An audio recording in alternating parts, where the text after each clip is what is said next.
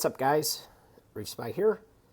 And today I was looking in my tank, just noticing how things were doing in here, how things were growing, and I'm looking at my green star polyps, and these things are really taking off, which, they are known to do. And, these things have been growing steadily, and, they're starting to creep in towards my main rockwork. And I do like green star polyps, but these things are best when you keep them off onto their own little island, because once they get onto your rockwork, they are very hard to remove. And, they could sting other corals, kill them, choke them out. They can become quite invasive if they start to grow in the wrong places. So what I want to do is pull out this colony, and I want to frag off some bits, kind of, shrink this one down a bit, give it some more room, and then I'll have some frags to sell or trade. So I'm going to go ahead and pull them out and show you how I frag them. It'll be very simple.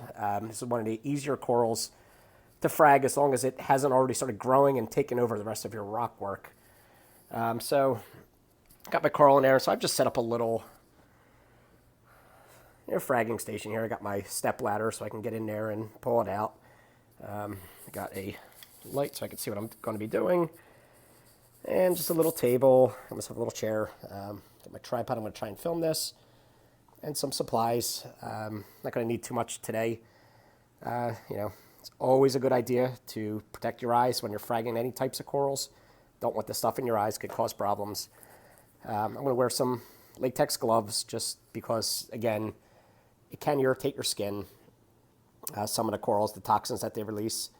And all I'm going to really need for this fragging is just some scissors, some glue, and I'm going to be using the large coral frag discs because I'm going to be cutting off some pretty big pieces, I think, and I like to put the green star polyps on the larger discs because I think when people want star polyps, they generally want a bigger piece, so that's why I'm going to put them onto there. And I just got a few trays to work with. These are just left over from Chinese food. I always save these containers because they're great for doing fragging or storing little things in there. And that's about all that we need. So let me get the camera set up and show you how it's done. Okay, hopefully you'll be able to see what I'm doing here. I think I've got it all set up properly.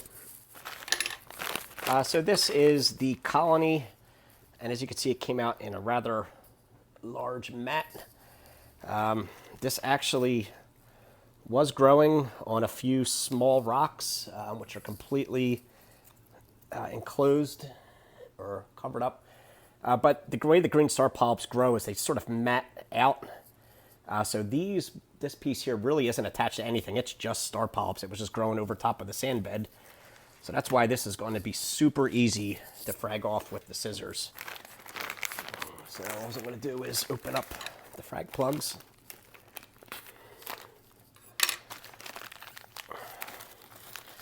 Get myself a few of these. These are a bit dusty. Just let me dip these into the tank water real quick.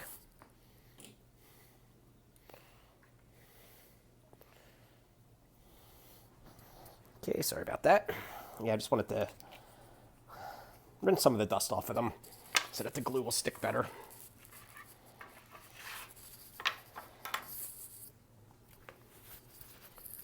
And so here's the glue I'll be using. This is just Seachem reef glue. Open that up. Hopefully it's not all clogged up. All right, so all I really need to do is find a spot and cut it. So we just start here.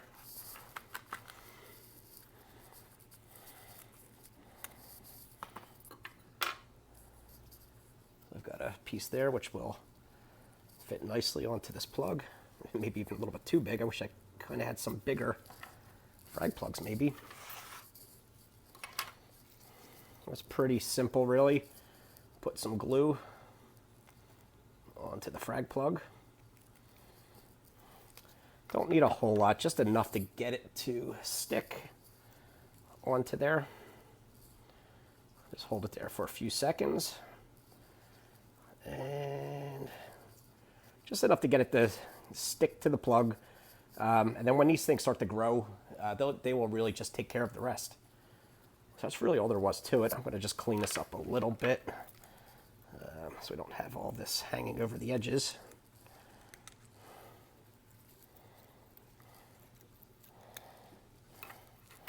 And maybe just glue those little pieces in here on the side. I'll just make it a little bit neater.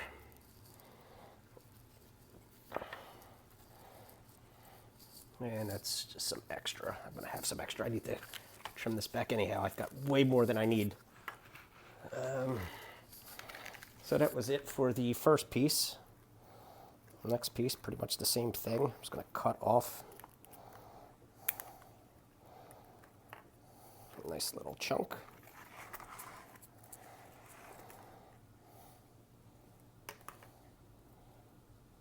Hopefully the focus. And I'm just going to glue that onto here.